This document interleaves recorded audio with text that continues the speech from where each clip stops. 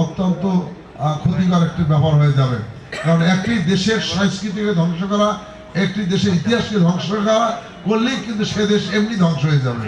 কাজে আমাদের ইতিহাস, ঐতিহ্য, সংস্কৃতি আমাদের টিকে রাখতে হলে আমাদের এই জিনিসগুলোকে বারে বারে উপস্থাপন করতে হবে বিভিন্ন ভাবে।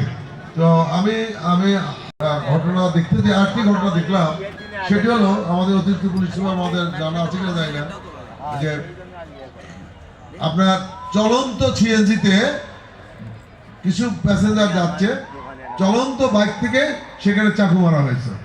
এটি আপনার নলেজ আছে কিনা জানি না, এবং সেটি হলো সাধারণত কলেজের সামনেই। তাহলে চলন্ত সিএনজিতে চলন্ত বাইক থেকে চাকু মারা হয়েছে। একটা শান্ত বগুড়া দেখতে চাই, মাদক মুক্ত এবং সন্ত্রাস মুক্ত বগুড়া দেখতে চাই। এই লক্ষ্যে প্রশাসনের সাথে সকলে আমরা একসাথে কাজ করবো, এই আশা রাখছি। এবং আজকের এই শিল্প বাণিজ্য মেলার শুভকামনা করে আমার বক্তব্য শেষ করছি। সবাইকে ধন্যবাদ।